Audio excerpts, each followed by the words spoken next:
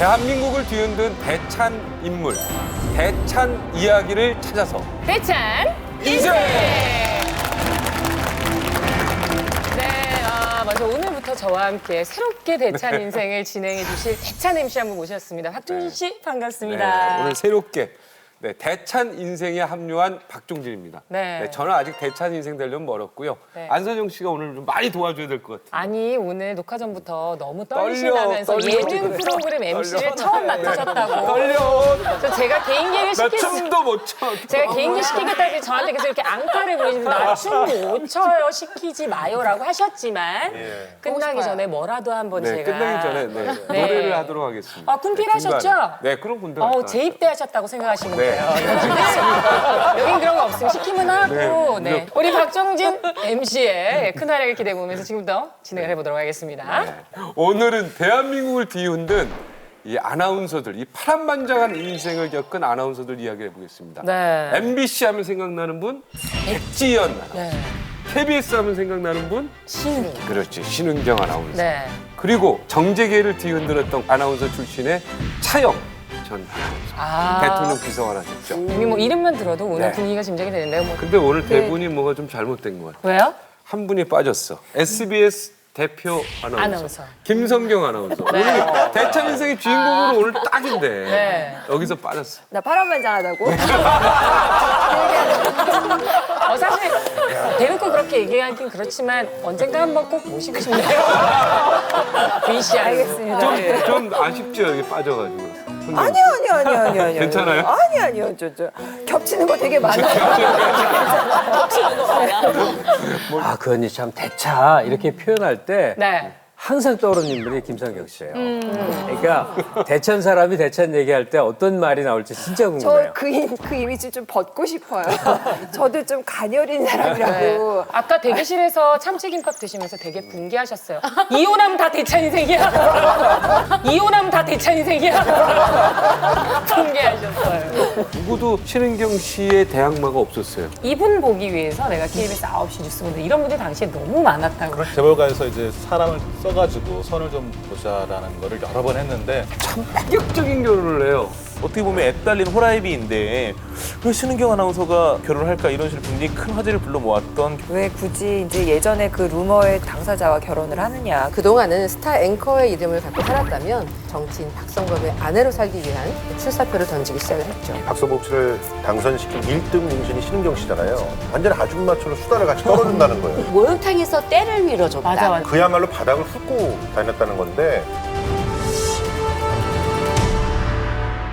남자분들 특히 우리 여기 팬심 굉장히 잘하시는데. 저는 신은경 씨 팬입니다. 예. 예. 이분 보기 위해서 내가 KBS 9시 뉴스 보는데 이런 분들이 당시에 너무 많았다고. 대찬 인생은 저 보려고 보고 계신다는 시아버님이 계십니다. 예. 부끄럽네. 신은경 전 아나운서 같은 경우에는 지난 81년에 공채 8기로 입사를 해요. 근데 입사 4개월 차 됐을 때 5분짜리 라디오 프로그램을 서울 돌아다니는 이런 리포팅 같은 걸 하고 있었는데 4개월 차 돼서 라디오 그 리포팅을 하고서 이제 들어왔더니 오늘부터 9시 뉴스를 할 수 있겠느냐라고 얘기를 했다는 거죠. 그래서 입사 4개월 차가 됐을 때 KBS의 간판 아나운서 자리를 딱 꿰차게 되는 거죠. 근데 그 뒤엔 한 7년 정도 남자 앵커와 함께 주중 9시 뉴스를 담당했었고 또 여자 아나운서로는 이례적이게 주말 뉴스까지 단독 진행을 했었다고 하니까 그때 당시 인기는 정말 대단하죠. 어린 시절에 이제 이분들이 있었기 때문에 여학생들 이제 좀 똑똑하고 이렇게 말 잘하는 친구들은 아마 장래 희망란에 아나운서가 등장한 시기가 바로 이 신은경 아나운서가 9시 뉴스를 진행하면서부터가 아닌가라고 생각합니다. 그때 책을 냈어요. 신은경 아나운서, 백지연 아나운서, 이기진 아나운서가 책을 다 냈었어요. 그래서 아나운서 지망생들이 다 그 책을 보고 아, 언론고시에 이렇게 준비를 해야 되겠구나, 아나운서는. 그다음에 뭐 아나운서 들어가면 어떤 식으로 해야 되겠구나. 그걸 다 공부했고 저도 다 읽었어요. 신은경 씨가 80년대 초 아마 KBS 입사할 텐데 그 즈음이 이 방송 쪽이 부상할 때입니다. 그 전에 이제 신문이 중요했을 때고. 근데 신은경 씨 이제 살아온 얘기 이렇게 보면요, 이 전형적인 부잣집 딸이었잖아요. 화곡동 2층 집 해갖고 상당히 잘 살았는데 신은경 씨 나이 15살 때니까 중학생 때 심근경색으로 갑자기 세상을 떠나고 그렇게 되면 어머니들이 집에서 살림만 하다 보면 뭐 아무것도 모르는 거예요. 그래서 맞아요. 그냥 70년대니까 그때가. 예, 다 날아가는 거예요. 그러니까 집도 날아가고 어머니 보험 일 나섰대거든요. 그때는 아버지의 상실이라는 게 굉장히 컸어요. 무슨 이상한 딱지까지 붙여지고 이래서 신은경 씨가 사춘기고 청소년기가 굉장히 힘들었다는 거예요. 그냥 곱게만 커서 좋은 대학 나와서 취직 잘해서 거기 있을 것 같은데 그 배경, 그 삶의 이력에는 그런 고통이 있었던 거죠. 저 신은경 씨가 그 아버지를 잃은 상실감 때문에 굉장히 우울한 나날을 보내고 있었는데 이 아나운서가 되는 계기는 아주 사소한 거 한 가지 때문이었습니다. 고등학교 때 국어 선생님이 신은경 씨한테 한번 책을 읽어보라고 했는데 이 책을 읽었는데 아마 이 발성이나 목소리가 남달랐나 봐요. 그래서 선생님이 이 학생들 보고 어때요? 참 듣기 좋지 않아요? 이렇게 얘기하면서 신은경 씨가 내가 잘 읽었나? 내가 그렇게 전달력이 있나? 이런 생각을 하게 됐다고 합니다. 그 이후에 교내 아나운서가 됐고 선생님께서 너 참 진행 잘하는데 나중에 한번 아나운서가 돼보지 않을래? 라고 얘기를 하셔서 지금의 신은경 씨가 있었다고 그렇게 전해집니다.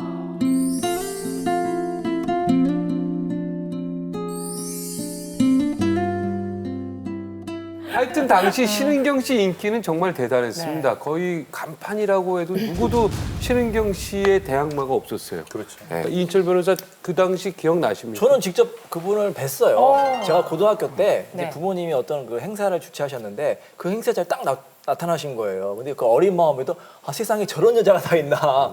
누군가 봤더니 그 KBS 아나운서 그 신은경 씨가 딱 왔던 거예요. 앨범을 찾아보니까 그때 사진도 있더라고요. 여기 굉장히 이쁘고 차분하고 지적인 그런. 코팅했어. 어떻게 소년의 가슴에 불을 질러서 코팅을 해놓으셨네요. 가운데. 오랜만에 본다. 코팅 여기. 그 당시 인기가 어느 정도였냐면 KBS 그 여의도가 굉장히 건물이 크고 주차 공간도 넓은데 맞아요.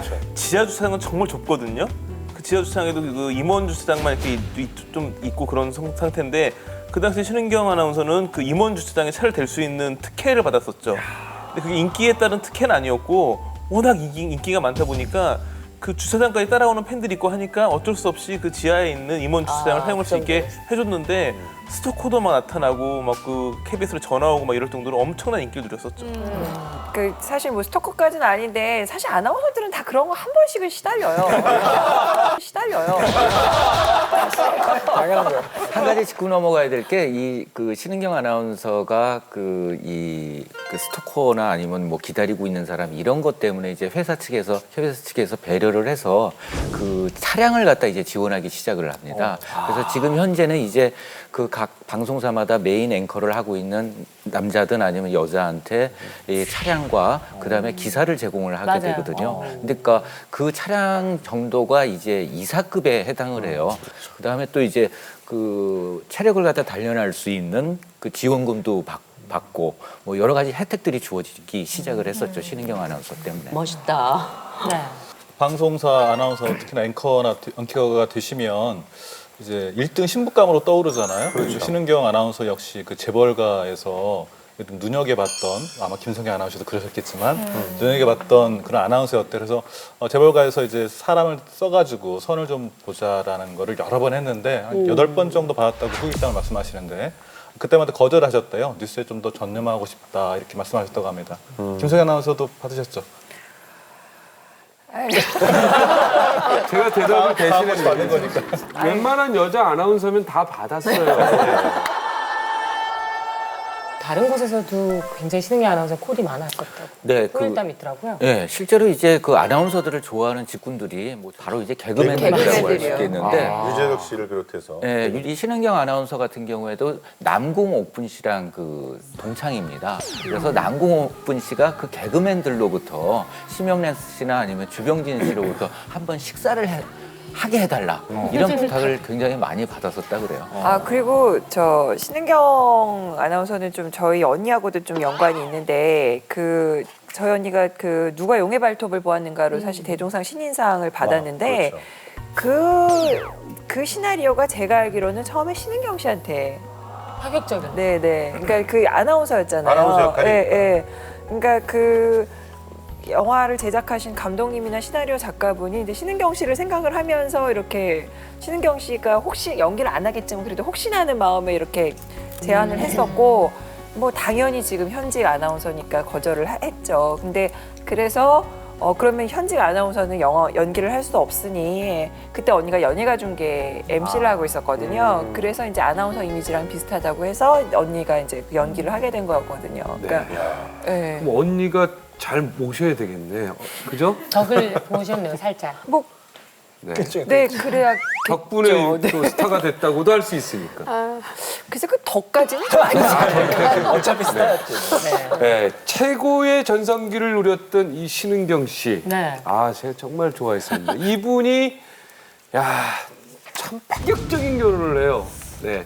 아마 이렇게 박정진 앵커처럼 가슴 쓸어내린 남자 팬들이 굉장히 많으셨을 것 같아요. 당시에는 정말 파격적으로 네. 함께 뉴스를 진행하던 박성범 앵커. 아, 이 남자 싫습니다. 근데 나이 차이가 미워요. 네. 18살인 네, 거라서 정말 세간의 화제가 됐었죠. 95년 7월 2일 날 결혼식을 했는데 신은경 아나운서도 굉장히 늦은 나이였었죠. 여자치고는 그때 38이었으니까 요즘에도 늦은 나이지만 그 당시에는 굉장히 늦은 나이였는데 문제는 남편이 이제 그 56세였다라는 부분이었죠.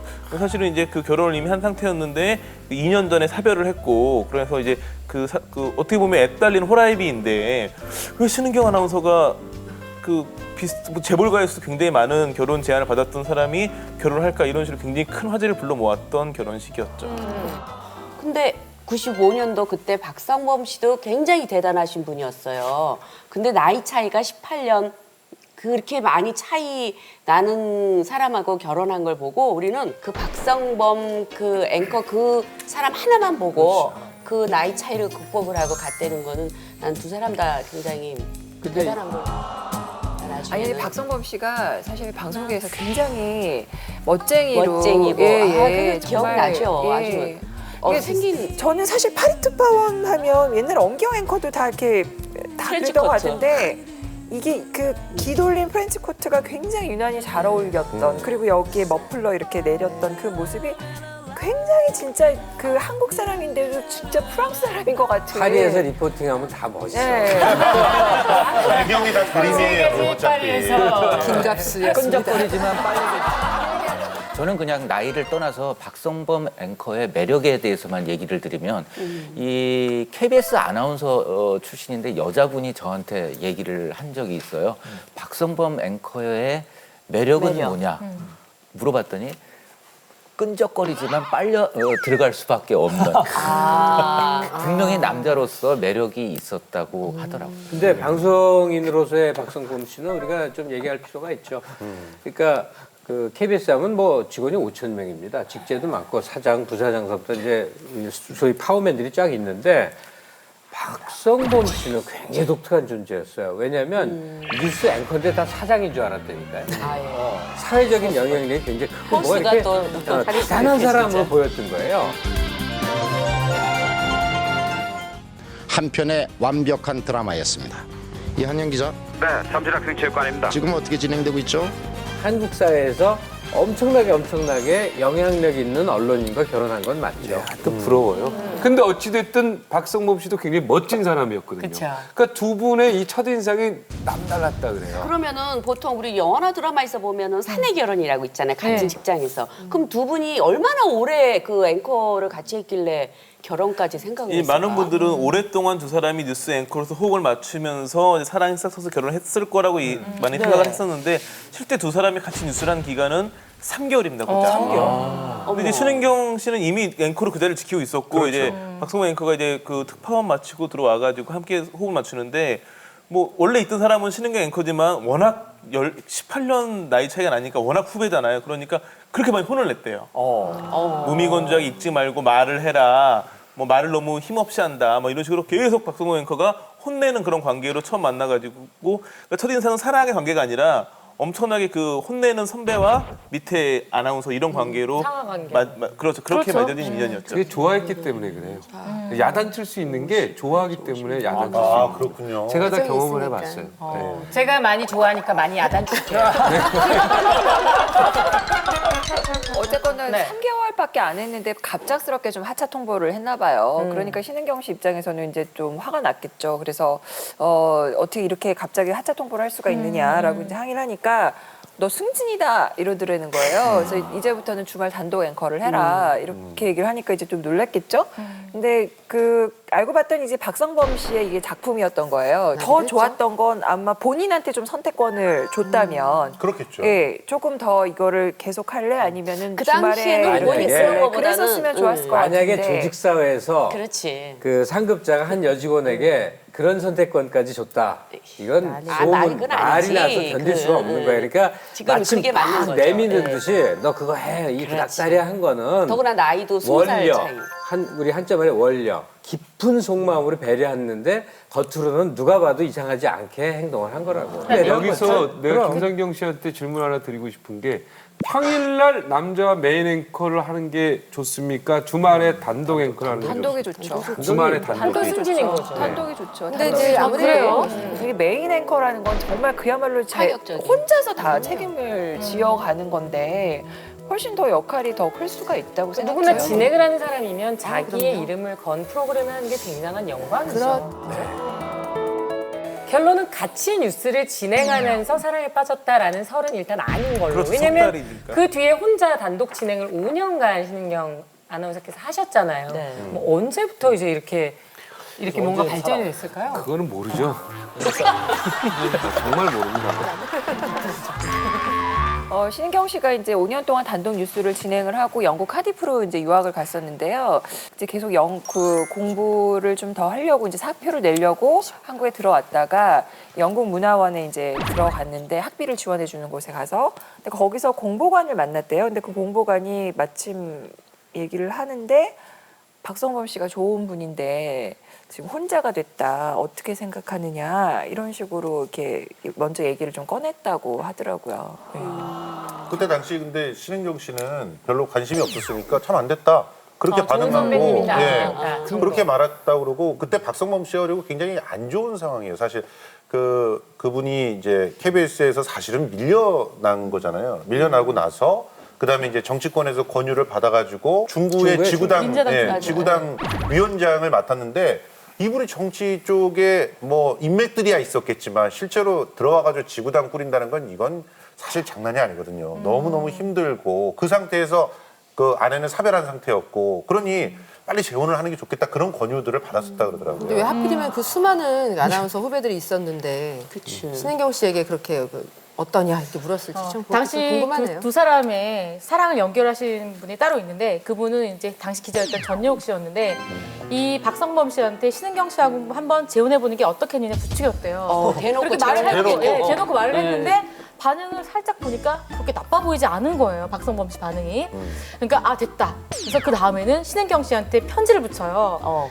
그 박 본부장님께서 지금 정치를 하려고 하는데 두 사람이 힘을 합쳐서 일과 사랑을 함께 시작하는 게 어떻겠느냐라고 제안을 했다고 합니다. 둘 사이를 떠돌던 온갖 소문을 탈탈 털면 끝이 없었을 텐데 병실에 신은경 전 앵커가 매일매일 출퇴근하다시피 하면서 화병을 더 북돋는 일을 했다. 신은경 씨 때문에 화병이 나서 피를 토하고 죽었다. 분신 자살했다 소문 아주 파다했습니다.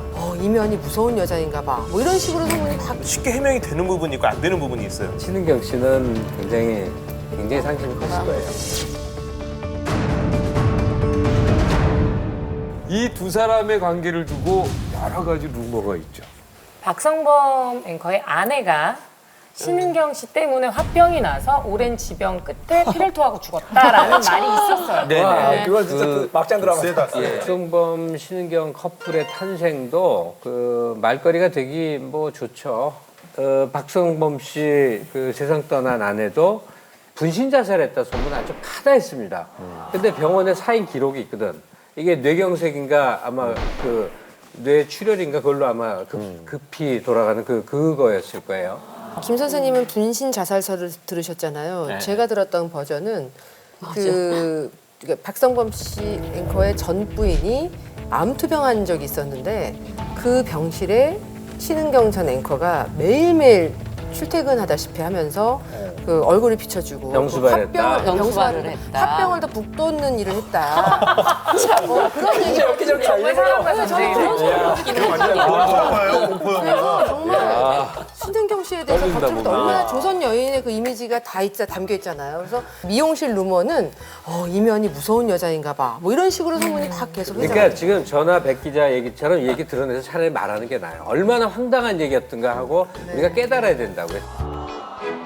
그 1993년도 12월의 일이었는데요. 이 박성범 앵커가 가족들과 함께 이제 그 스키장에 놀러 갔다고 합니다. 근데 이제 밤 9시쯤 숙소에서 미국 CNN 방송을 청취하다가 이 딸아이가 소리치는 소리를 듣고 가보니까는 그 아내 되시는 분이 그 쓰러져 있으셨다는 거예요. 그래서 병원으로 급히 후송을 해보니까 이미 그 뇌에 큰 혈관이 파열된 상태여서 더 이상은 그 살릴 수 없는 그런 상황이었다고 합니다. 그러니까는 뭐 한간에 나돌고 있는 그 화병을 앓고 있었다.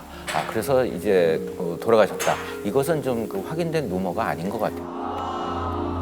루머라고 하는 것들이 보면 그 쉽게 해명이 되는 부분이 있고 안 되는 부분이 있어요. 뭐 전에 뭐 술집에서 일했다거나 뭐 이런 루머들은 72비를 가려는 게 굉장히 어려운데 이런 건 간단했고 이번 경우도 뭐냐면 만약에 사별하고 2년 뒤에 재혼한 게 아니라 이혼하고 2년 뒤에 재혼을 했으면 이혼 전부터 만났는데 이건 불륜을 의미하거든요. 아니면 이혼한 다음에 만났는데 이런 식으로 뭐 연예인들도 그런 소문에 시달리는 경우가 많이 있으니까 근데 다행히 이 경우는 사별이었고 근데 또 하나는 사별도 부인의 사망이 불명확했으면 정말 오랜 기간 아팠거나 뭐 이랬으면 소문이 날 수 있었는데 사인이 또 그런 게 아닌 또 급하게 돌아가시는 상황이었기 때문에 그 당시엔 소문이 많았지만 뭐 돌아가시는 과정에 뭔가 그 의혹이 없었고 또 하나는 사별하고 2년 만에 재혼이기 때문에 여러 가지 소문이 그 당시에는 잠깐 있었지만 해명이 가능하고 극복이 가능한 루머였죠. 저는 이 두 분을 다 만나서 이야기도 많이 듣고 해서 사실 내용은 다 아는데 불륜은 아니었다고 얘기하죠. 저한테. 불륜은 아니었다. 이미 사별한 이후에 우리 둘이 만났다. 네, 이 얘기를 계속 강조했죠. 하여간 그 둘 사이를 떠돌던 온갖 소문을 탈탈 털면 끝이 없었을 텐데 본인들이 어떻게 반응했느냐 하는 것도 굉장히 중요하잖아요. 그쵸. 근데 박성범 씨가 공개적으로 얘기한 게 있더군요. 난 참 재밌다. 하도 어처구니가 없으니까 참 재밌다 그랬대요. 너무 행복해요. 그러면서 나이 어린 그 이렇게 처자를 내 아내로 맞아들이는데 치러야 되는 대가지 뭐 관심들이 많아서 그런가 봐 이렇게 반응을 했다는 건데 그 정도 대인배 반응은 좋은데 제 생각에 그 부인이 된 신은경 씨는 굉장히 상심이 컸을 거예요. 제가 그때 만났을 때 너무 이쁘시고 그런데 근데 왜 이렇게 우리 박성범 선배님이 어떻게 이런 분 만나셨어요? 내가 또 처음 만났을 때 그러셨어요? 엄청나게 얘기를 했거든요. 그랬더니 그래서 뭐라 했어요? 다 알고 있어. 이제 그만해. 정말 그런 질문 많이 받았겠어요. 다 알고 있어. 이제 그만해. 서로에게도 좀 잘 맞는 배우자라고 생각이 되는데요. 아까 나이 얘기도 많이 나왔습니다만 또 신은경 씨가 어릴 때 15살 때 아버지를 여의셨잖아요. 그래서 평소에 이렇게 좀 인터뷰 같은 할 때 아버지 같은 남자를 만나서 기대고 싶다 이런 얘기를 종종 하셨다 그래요. 근데 그래서 18살 나이 차이가 좀 크게 느껴지지 않았던 것 같고 또 결혼 당시에 그 인터뷰 같은 할 때 나는 성격이 불같아가지고 내 불같은 성격을 커버할 만한 여자가 필요한데 그 신은경 씨가 배려심이 많고 또 이렇게 좀 자상해서 딱 어울리는 것 같다 이런 말씀도 하셨었거든요. 그리고 또 신은경 씨가 그때 결혼 당시에도 아주 멋있는 말을 했어요. 일생의 결혼은 딱 한 번뿐인데 단 하나의 남자와 하고 싶다. 이런 말을 어찌 보면 그 서로에 대한 그 배려 그리고 서로에 대한 존경심 같은 게 잘 어우러져서 서로 딱 맞는 배우자를 찾은 게 아닌가 이렇게 생각이 듭니다. 멋있는 단 말이긴 하나의 한데. 남자와 하고 싶다. 이게 중요하다, 그렇지? 단 하나의 남자. 우리가 내 딸이다 생각하면 다시 한번 고민 한번 해보겠습니다. 신은경 씨 어머니가 반대를 많이 하셨대요. 공부도 많이 하고 이제 박사까지 땄으니까 그냥 교수가 됐으면 좋겠는데 왜 굳이 이제 예전에 그 루머의 당사자와 결혼을 하느냐? 그럼 여태까지 억울하게 들은 소리가 다 사실이 되지 않느냐? 이런 식으로 많이 좀 반대를 하셨는데 신은경 씨가 설득을 많이 강하게 한 것 같아요. 한 일주일 동안 꼬박 설득을 하니까 자식에게는 부모 없다고 그냥 승낙을 하셨다고. 결론적으로 이분은 결혼 잘한 것 같아요. 만약에 신은경 씨가 뭐 재벌 이수랑 했으면 과연 행복하게 살았을 거예요. 행복하게 살 수 있지만 또 여러 가지 또 힘들어서 이혼할 수도 있었는데 18살 차이 나니까 박성범 씨 얼마나 잘해줬겠습니까? 사실 여자로서 행복한 결혼 생활 한다는 것은 남편이 뭐 돈이 많아서 행복한 것도 아니고 남편이 그만큼 자기를 아껴주고 사랑하면 행복한 거거든요. 그러니까 저는 요즘 아나운서들이 뭐 그렇게 한다고 하더라고요. 지금도 여전히 재벌가 이런 쪽에서 많이 제안을 받지만 거기 가서 그냥 기죽고 그렇게 사느니 당당하게 내 목소리 내고 내 일을 하겠다. 그래서 오히려 과감하게 그런 쪽을 거절을 하고 그냥 진짜 비슷한 집안에 비슷한 직업을 가진 사람이나 그 정도 같은 그 비슷한 역할을 하는 사람과 결혼한다는 그게 얘기를 좋은 것 많이 같아요. 들었어요. 네. 하여튼 이 숱한 화제를 남기고 이 두 분이 결혼식장에 가슴 아프게 해서 제 가슴은 좀 찢어지는데 본인 사견으로. 들어갑니다. 네. 그런데 결혼식은 그래도 굉장히 평범하게 치러지게 되죠. 사람들 뭐 축의금도 안 받았다 그래요. 바람직한 결혼식이죠. 바람직한 하객 결혼식. 입장에서는. 두 사람의 결혼식도 우리가 기억해둬야 될 모범 사례가 아닌가 싶어요. 이제 남자 쪽에 나이도 많고 자녀들이 이미 커 있단 말이에요. 그때 새로 들어온 엄마랑 나이 차이가 많이 안 나는데 어떻게 이들이 섞게 되느냐. 근데 사실은 환경이 일반적인 경우보다 더 좋았어요. 애들이 다 미국에 있었다는 거예요. 셋이나 되는데 그러니까 직접적으로 맞부닥칠 일이 상대적으로 적죠. 한 집에서 복닥이면 이제 더 힘들었을 텐데 결혼식 모습만 해도 그래요. 맨 위에 친구는 그 당시 이제 변호사 시험 과정에서 올 수가 없어서 그냥 축하 인사만 보냈고 나머지 둘이 결혼식 참석하면서 이렇게 멋진 화환 준비해서 그 식의 코스의 한 대목이었어요. 그러니까 전처의 소생들이 새 어머니에게 꽃다발을 이렇게 화환을 바치는 그 그림이거든요. 그러니까 만약에 우리 엄마를 저버리기 이럴 수가 있어 이러면서 원수되고 안 보고 이 모두가 고통 속에 들어가는 일인데 그래서 생각해보면 자식이 조금만 성숙하면 아버지가 새로운 배필 만나서 잘 사는 게 훨씬 좋은 일 아니에요. 그럼요. 네, 그러니까 이 그림은 참 괜찮죠. 예. 재혼 커플들이 다 이렇게 되면 좋겠는데. 그렇게 해서 이제 95년에 결혼하시고 나서 신혼생활을 불꽃같이 보냅니다. 2개월간. 왜냐하면은 96년 4월에 15대 총선이 있었잖아요. 그래서 그 신은경 씨 그동안은 스타 앵커의 이름을 갖고 살았다면 이제 본격적으로 정치인 박성범의 아내로 살기 위한 출사표를 던지기 시작을 했죠. 진짜 신은경 씨 내조는요. 그 하나하나 나열하면 굉장해요. 사실 보통 여자 아나운서 더더군다나 이름 석자가 유명한 그런 아나운서면은 뭐 자기소개를 할 때 뭐 신은경입니다, 뭐 김성경입니다. 사실 이게 더 자연스럽거든요. 근데 신은경 씨는 과감하게 전 박성범의 첩니다 이렇게 인사를 했다고 해요. 굉장히 이제 예. 근데 겸손한 네네 그런 거죠. 저는 그 신은경 씨가 대단하다고 느꼈던 게 이때 사실 박성범 씨를 당선시킨 1등 공신이 신은경 씨잖아요. 그런데 그때 신은경 씨로부터 전화를 받거나 혹은 또 만나보거나 하면 아니 TV에서는 그렇게 당당하고 또박또박하고 그 똑부러진 말들을 하던 그 신은경 씨가 아니라 완전 아줌마처럼 수다를 같이 떨어준다는 거예요. 말투가 완전히 달라졌다는 거예요. 근데 그게 연습을 해서 그렇게 했다는 거예요. 박성범 씨가 넌 이 말투가 너무 딱딱해서 거리감이 있다고 하더라. 근데 이 말 딱 듣고 아줌마 말투를 훈련을 계속해서 아나운서 말투도 밝히고 그렇게 해냈다고 하니까 정치인 대단한 것 아내들 같아요. 지역구 활동할 때요. 세련된 옷 입는 여자들 그냥 동네 아줌마 옷 맞아요. 바꿔요. 거부감 주거든요. 그러니까요. 박성범 씨가 이제 초선이었기 때문에 이제 낯을 익히는 게 주민들하고 그게 제일 중요했잖아요. 그러니까 새벽 5시에 맨날 그 남산에 가서 새벽 운동하시러 오시는 분들하고 인사하고 또 직장인들 새벽 7시, 아침 7시, 8시에 가면 직장인들 다 일일이 만나서 90도 각도로 인사하고 뭐 하루에 평균 400명 정도씩 만났다고 하더라고요. 그때 유명한 말이 그 중구에 병원이 2개가 양쪽 끝에 있잖아요. 백병원, 한양대병원까지 그냥 다 다닌다는 거예요. 매일매일.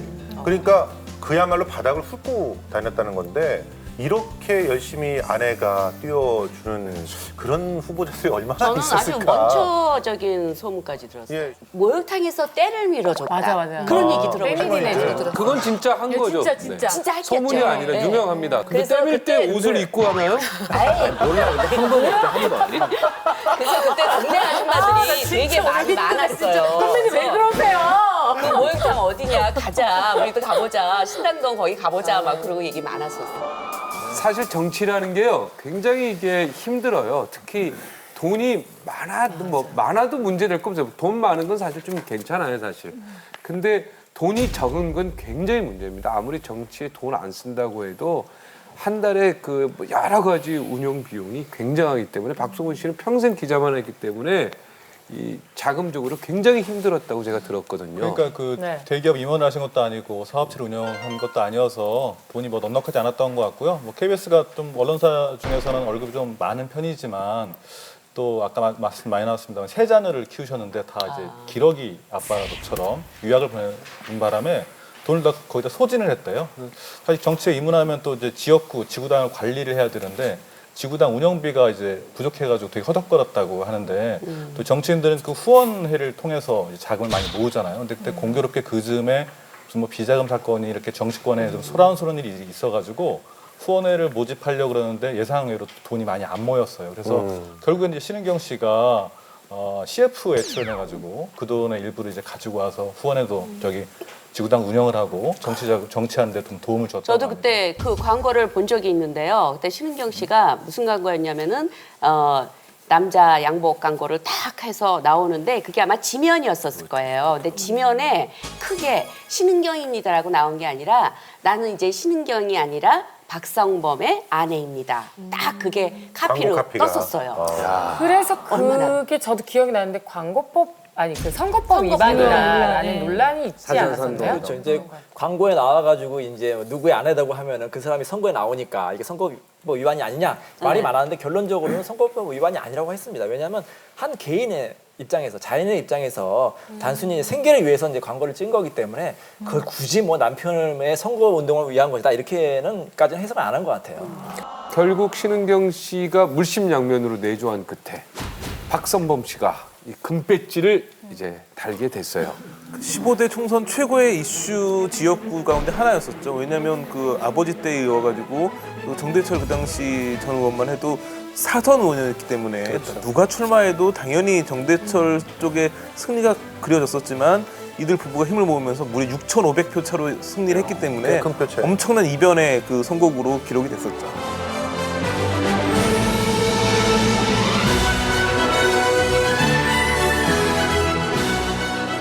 앵커로서의 전성기, 그리고 나이 차를 뛰어넘은 사랑, 그리고 정치인 남편의 최고의 내조까지 항상 성실하게 살았던 신은경 씨. 지난번 저한테 강의 초청했는데 제가 못 가서 정말 죄송합니다.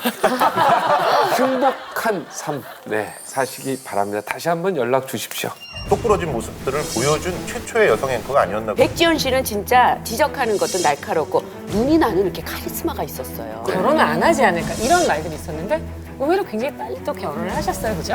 혼전 임신 얘기도 있었죠. 굉장히 아마 빅 스캔들이었을 거예요. 근데 회사 주차장에서 두 사람이 뭐 다투는 것을 봤다더라 이런 목격담들도 있었고 가정생활을 지키려고 굉장히 부단하게 노력을 했지만 쉽지 않았다는 걸 알아달라 이런 얘기를 했었고요. 그 다음 얘기가 더 충격이에요. 친자 소송. 위자료도 안 받고 그랬기 때문에 뭔가 백지연 앵커가 잘못한 거 아니야? 라는 소문. 그러니까 소문은 소문의 꼬리를 계속 물어갔었죠. 견디다 나중에 정면 대응을 한 거죠. 자신의 이제 결혼 생활에 대해서 사랑만큼은 F학점이었던 것 같다. 네, 저 사실 맞습니다. 대표하는 아나운서, 방송사의 아나운서로 뽑힌다는 것 자체도 너무너무 어렵지만 이런 대표 아나운서, 또 뉴스를 메인 앵커우먼으로 진행한다는 거, 이거 굉장히 어려운 거잖아요. 사실 경쟁률이 세다는 거는 뭐 제가 굳이 얘기하지 않아도 다 아실 건데 사실 뭐 매해 거의 수천 명의 여대생들이 일단은 다 지원을 하는 곳이 이제 아나운서인 것 같아요. 근데 제가 들어갈 때는 운이 좋아서 사실 SBS에서 한 번에 겸손하기까지. 그래서 저는 이제 MBC하고 KBS를 시험을 본 적이 없어요. 그래서 본 적이 없는데 백지연 아나운서 같은 경우에는 MBC하고 KBS하고 동시에 붙었다고. 방송사 두 군데 합격할 만했죠. 왜냐하면 87년 24살 때인데 그 최종 면접을 볼 때요. 머리 위에서 조명이 팡 터졌다는 거죠. 근데 조명등이 터졌는데도 전혀 미동도 없이 자기가 할 몫을 다 해낸 거죠.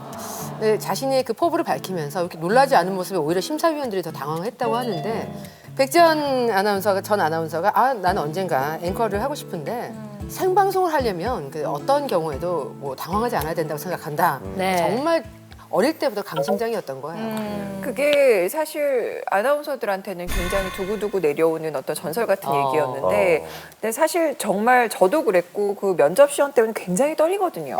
진짜 어떤 질문이 나올지 모르고 또 어떤 대답을 해야 될지 막 곰곰이 그 생각하고 있어야 되는데 여기서 갑자기 이제 조명등이 터지면 굉장히 당황할 수밖에 없는데 얘기하신 대로 생방송에서는 이런 일 충분히 있을 수 있는데 생방송에서 이런 일 충분히 있을 수 있습니다. 네, 그런 당황하지 않습니다. 약간 그랬었을 거예요. 네, 그래서 방송과 조명 둘 다 놓칠 수 없습니다.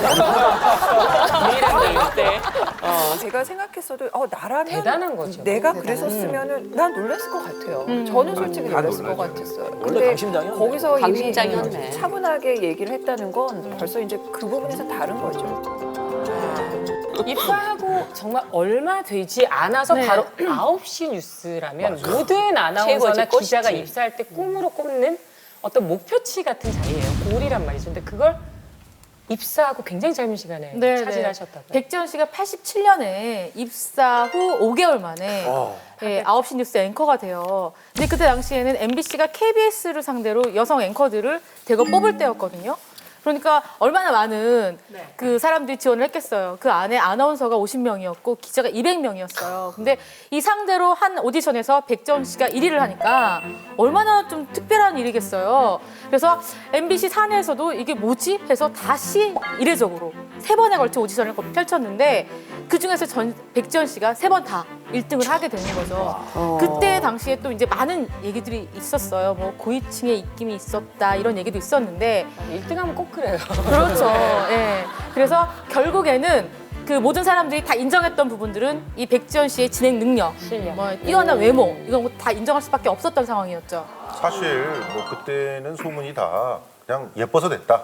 뭐 실력보다는 외모 때문에 됐다는 그런 얘기들이 제일 많았었거든요. 근데 실제로 그 방송을 하면서 너무 잘했어요. 맞아요. 그 백지연 아나운서를 왜 기억하냐면 그 여자 앵커인데 남자의 보조를 해주는 게 아니라 독자적으로 자기가 프로를 할 수 있을 만한 그런 똑부러진 모습들을 보여준 거의 최초의 여성 앵커가 아니었나 그런 생각을 하거든요. 맞아요. 백지연 씨는 굉장히 도전적이고 맞아. 막 주도해 나가듯이 잡아먹을 듯이 했었거든요. 잡아먹을 듯, 잡아먹을 어쨌든 뭐 그 당시 백지연 씨 하면은 최고였잖아요. 그렇죠. 진짜 말씀하신 대로 보조 역할만 하고 이렇게 화면 바퀴만 이렇게 밝게 하고 했는데 백지연 씨는 진짜 지적하는 것도 날카롭고 눈이 나는 이렇게 카리스마가 있었어요.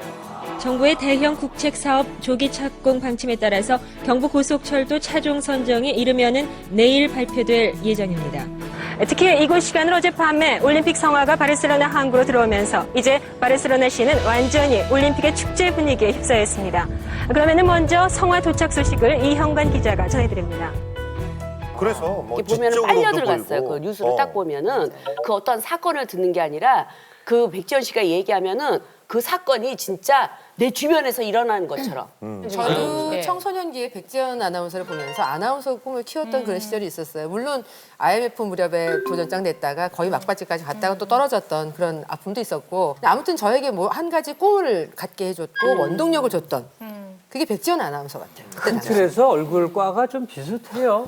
성도 백씨고 같아요. 아, 백지. 같은 과야. 근데 저는 그게 항상 써주는 원고를 읽는다라는 거에 대해서 앵무새라고 얘기를 다들 많이 하시는데 그게 그냥 읽는 게 똑같이 읽는 게 아니에요. 그렇죠. 분명히 강조점. 이 내용을 내가 정확히 알고 이것을 어떤 뉘앙스로 사실 뉴스 앵커 진행을 할 때도 약간의 연기가 사실은 조금 필요하거든요. 그렇죠. 네, 그게 어느 정도 연기가 필요하고 그리고 그 호흡이나 띄어 읽기나 어떤 강약 조절이나 이런 거에 따라서 정말 받아들이는 사람이 굉장히 많이 다르게 느낄 수 있어요. 네. 그러니까 백지연 씨는 아마 그런 전달력에서 굉장히 좋았을 거고 아마 초반부터는 이렇게 저널리스트로서의 어떤 경력이 있지는 않았었을 거예요. 그거는 아마 출발은 다른 아나운서랑 똑같이 시작을 하되 처음부터 전달력이 굉장히 좋았다는 게 이제 높은 평가를 얻는 거고 그 부분에서는 어떤 그 외모에서 주는 느낌도 있지만 저는 상당 부분은 목소리라고 생각합니다. 그 특유의 네. 호흡법. 네네. 지금까지 9시 뉴스 데스크의 백지연이었습니다. 이거 맞아. 비슷하다. 느낌 있어. 똑같죠? 그 에피소드가 되게 많았잖아요. 그 당시에 보면 이제 그 고위층 인사들은 너 6개월 이상 못한다. 6개월 이상 하면 손에 장을 지지겠다 얘기를 했었는데 오히려는 상해 그 장 지지시라고 얘기하면서 했고 결국은 8년간 뉴스 앵커를 했는데 그러니까 그 전에는 이렇게 그 남자 앵커의 보조였다면 백지연 앵커가 하는 동안에 뭐 엄경, 추성춘 그리고 이제 뭐 강성구 씨 이런 MC를 오히려 교체해가면서 8년간 했었고 9시 뉴스라고 하는 건 그 전에 있는 일일 드라마까지 연결되면서 굉장히 그 방송국 골든타임 때 그 중요한 시청률을 좌지우지하는데 그 당시에는 MBC가 다른 방송사의 한 두세 배의 시청률을 기록하면서 그렇죠. 맞아요. 뉴스가 20% 이상의 시청률을 올렸으니까 엄청난 기록이었죠. 그리고 또 이제 그 뉴스에서 굉장한 그 해프닝이 벌어집니다. 바로 이제 그 강성구 앵커와 함께 진행을 할 때 갑자기 어떤 사람이 뉴스 스튜디오에 난입을 해서 맞아요. 강성구 앵커 귀에다 대고서 내 귀에 도청장치가 달려 있다. 이런 그 사고가 곧바로 이제 생방송 뉴스 시간에 나가게 되거든요. 서울시는 새로운 지하철 건설에 필요한 재원을 귓속에 도청장치가 들어있습니다, 여러분. 귓속에 도청장치가 들어있습니다. 저는 가려울동 135에서 도청장치를 봅니다.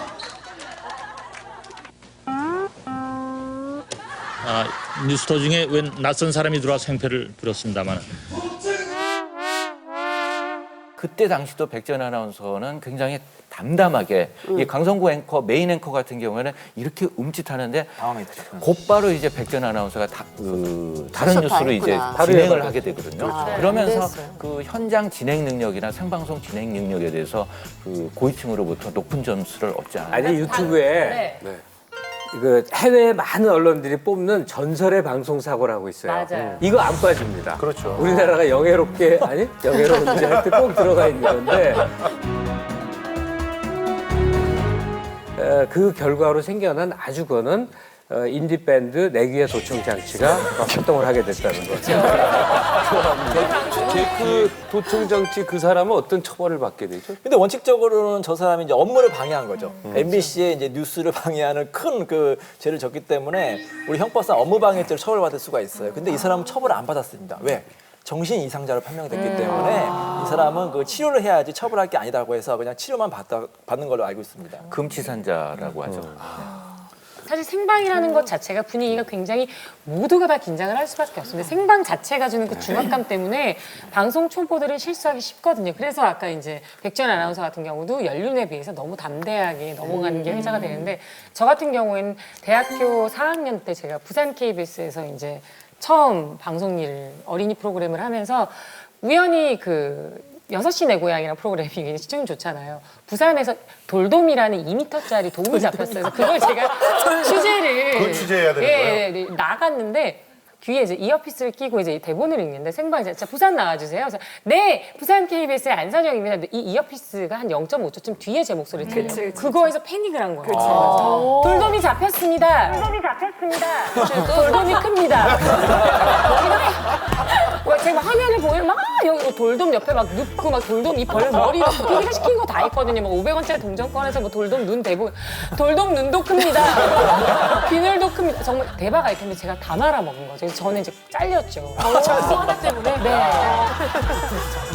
근데 백지연 씨는 가장 여자들이 선망하는 화장품, 뭐 자동차 등등. 광고하고 싶죠? 저도 좀 했어요. 왜 그러세요? 저도 좀 했어요. 그리고 그 당시에는 광고 그러면은 뭐 배우들, 연예인들, 그렇죠? 연예인들 네, 중에서도 맞아요. 배우, 뭐 모델 하는데 그렇죠. CF의 아나운서가 모델로 했다는 거는 진짜 획기적이고 아마 처음이었었을 거예요. 앵커 출신이. 예, 앵커 아나운서. 출신이, 그렇죠? 그런데 그때 뭐 화장품부터 뭐 자동차, CF까지 섭렵을 했는데 그 자동차를 CF 했을 때는 우리 김성수처럼 여자 좋아하는 사람들이 예. 그 백지연 씨 광고를 보고 차를 막 몇 대씩 다 샀다는 거 아니에요, 그 당시에. 지금까지 지리산 노고단에서 백지연이었습니다. 광고 보시죠. 봐도 똑같아요. 여기는 해발 1500m 지리산 노고단. 저는 지금 차가 올라올 수 있는 가장 높은 곳에 와 있습니다. 팀과 연민 현장에서 백지연입니다. 아이를 비교하기 전에 먼저 학습지를 비교하세요. 연산만 강조하는지 창의력까지 키워주는지. 창의력입니다. 창의력입니다. 박근혜 대통령이 좋아하겠다. 지금 박근혜 대통령이 창의력 굉장히 강조하는. 오늘 MC는 박종진입니다. 좋으세요? 네. 백지연 씨는 그 이외에도 이제 TVN의 그 피플 인사이드라는 맞아. 최고였어요. 여기서 이 사람이 보여주는 그 영어 실력, 그 유명한 사람들을 전부 인터뷰를 할리우드 했으니까. 제시카 알바 그리고 네. 아웅산 수치 여사 나오셨어요. 그러니까 그 국내에서도 많은 유명인들을 인터뷰했지만 뭐 그 제시카 알바라든지 뭐 휴잭맨, 그 틸다 스윈턴 이런 이제 헐리우드 스타들은 물론이고 그 CNN 앵커로 굉장히 유명했던 그 앤더슨 쿠퍼 그리고 김용 세계은행 총재 뭐 아웅산 수지 여사 이런 분들을 다 인터뷰하는데 말도 잘할 뿐만 아니라 통역가 없이 직접 영어로 인터뷰를 했기 때문에 이런 부분에서 또 한 번 굉장한 화제를 불러 모았었죠. 사람으로 만나는 세상, 사람으로 만나는 세상, 사람으로 만나는 세상. 백전의 피플 인사이드입니다. And you have accomplished a lot. And after coming to America, you have gained wealth and fame, honor, everything. But have you ever sacrificed third time visiting Korea? Yes, I wish there was more time. People inside is Jung. Don't forget it. You cannot forget. Thank you very much. Thank you very much. No problem. 어렸을 때부터 이렇게 원래 타고난 언변가였을까라는 생각이 많이 드네요. 일단 계속 반전이 시작될 것 네. 같은데 이제 아나운서로서의 백지연 씨만 생각을 하면 어렸을 때부터 일단 반장을 했을 것 같고 그쵸. 전교어린이 부회장이었을 거예요. 회장 아니고 부회장. 그때는 여자는 꼭 그쵸, 그쵸. 부회장이었어. 맞아요. 반대였다는 거예요. 아니었죠. 네. 비속어인데 그냥 쓰던 말이니까. 그때 어릴 때 초등학교 시절 반에서 별명이 병어리였다는 거예요. 말이 없었구나. 말 안 하는 애. 근데 이제 시청자들이 봤을 때 이미지가 워낙 이렇게 좀 지적이고 소위 귀티나는 특히 목소리가 주는 힘이 그런 것 같아요. 네. 좀 반듯하고 부유하게 자랐을 것이다. 이렇게들 상상을 많이 하시더라고요. 그러니까 그냥 중산층이었을 거란 말이에요. 아니 뭐 못 사는 가정은 아니었겠죠. 당시 이제 엘리트들이었으니까. 근데 딸만 넷인 집에 넷째가 겪어야 되는 것. 아버지가 딸 셋 낳고 막 굉장히 괴로웠다는 거예요. 그러니까 뭐 연세 있는 분들은 그게 뭘 의미하는지 알죠. 아들이 태어날 줄 알았는데 그래서 너무 어머니가 울다가 미역국도 안 먹고 돌잔치도 안 하고 돌 사진도 안 찍고 그러니까 항상 엄마한테 아주 다짐을 했대. 내가 아들 10명 부럽지 않게 해준다. 뭐 그런 식으로 뭐 큰 소리였겠지. 아이의 큰 소리였겠죠. 그래서 그 전통적인 여인상으로 유순히 살아갈 것보다는 도전하는 여성으로서의 모습을 어렸을 때 보인 거죠. 네. 사실 제가 예전에 뉴스를 할 때 이제 백지연 씨 뉴스랑 좀 비슷하다는 얘기를 좀 많이 들었었거든요. 근데 지금 백지연 씨 태어나서 지금 뭐 이 얘기가 전 완전 제 얘기랑 너무 똑같아서요. 네, 맞아. 그쪽도 저도 딸만. 네, 딸만 저희는 이제 셋인데 위로 언니 둘인데 이제 좀 터울이 있거든요. 근데 저도 태어날 때 저희 엄마가 태몽을 꾸셨는데 아들 태몽이었고. 저희 어머니도 그러셨대요. 네, 딸이 그리고 넷째. 배 모양이며 뭐 먹는 거면 이건 정말 다 100% 아들이라고 그래서 진짜 그렇게 해서 모든 사람의 기대를 안고 태어났는데 또 딸이었던 거예요. 그러니까 진짜 아빠는 뭐 쳐다도 안 보고 밖에 가서 담배 피시고 또 엄마는 엉엉 울고 아기를 완전히 들여다보지도 않았다고 그러시더라고요. 그래서 제가 그렇게 해서 태어났는데 저를 키우면서 이 아들이 없는 서름을 저한테 모든 걸 이제 다 얘는 아들 이상을 할 거다라는 생각으로 너는 그러니까 어떤 어렸을 때부터 저도 시집 잘 가라 뭐 여자로서 행복 이런 얘기를 저한테 하신 적이 한 번도 없었던 것 같아요. 근데 왜 시집을 가가지고?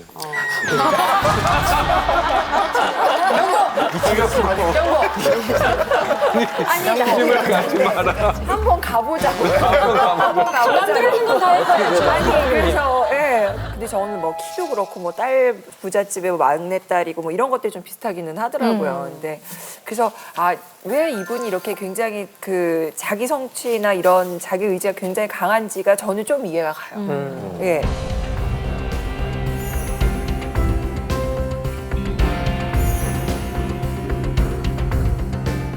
백지연 씨 학창 시절 얘기를 좀 나눠보죠. 그렇죠. 예. 연세대학교 나오셨잖아요. 네네. 심리학과 83학번. 저보다 3살이 위신데 저는 거기는 연대였고 저는 고대 다녔는데 그때 브룩실즈라 그랬어요. 연대 브룩실즈다. 아 유명하셨구나. 네. 그래서 저도 1학년 때 이렇게 그 백지연 씨 소문을 좀 듣고 그랬어요. 그때 나이 또래가 있죠. 하는 거예요. 이인철 변호사님 직속 선배시잖아요. 저는 연대잖아요. 네. 저는 이제 9학번인데 이제 그 선배님한테 들은 얘기예요. 전설. 그 당시 80년대는 물론이고 90년대 그리고 앞으로 10년 동안도 백지연 씨 같은 그런 여자는 나오기 힘들다.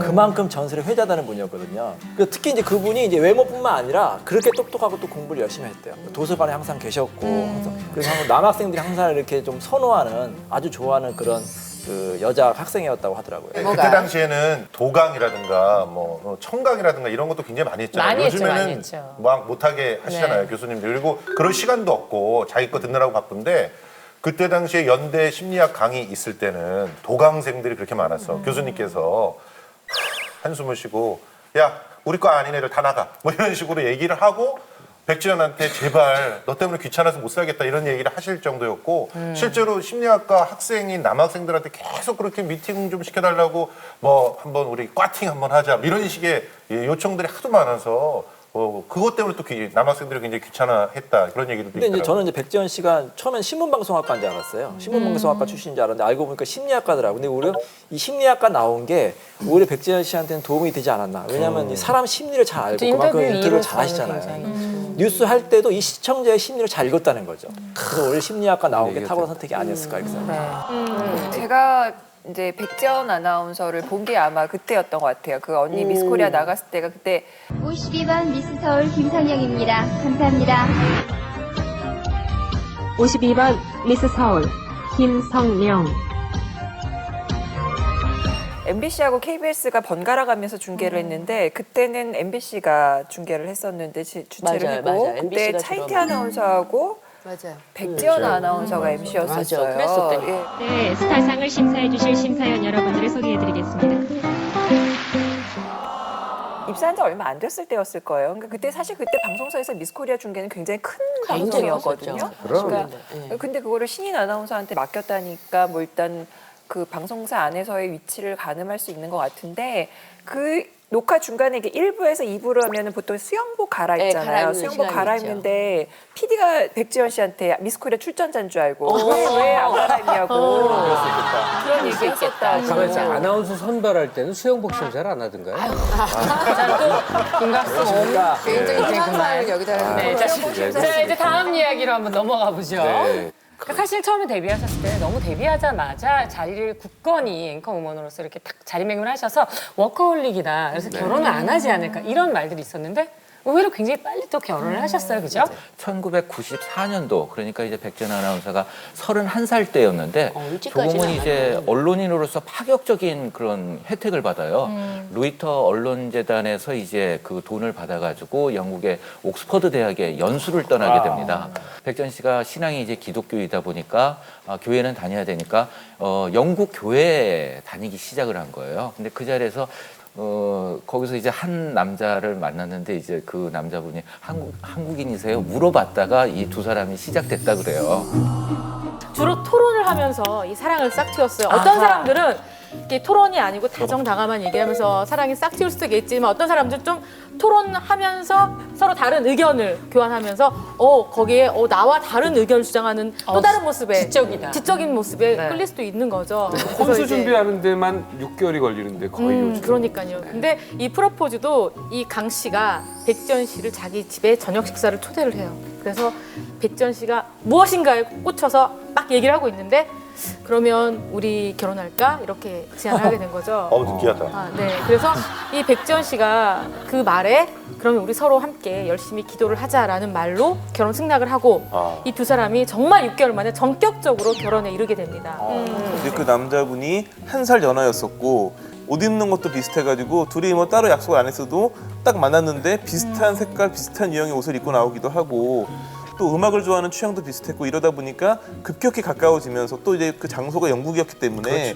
서로 이제 한국인이 둘밖에 없는 상황에서 서로 스타일도 비슷하고 성향이 비슷한 이런 부분들이 아마 좀 빠른 결혼을 이끌어내지 않았나 싶어요. 근데 두 사람이 결혼한 게 이제 95년 9월 즈음인데요.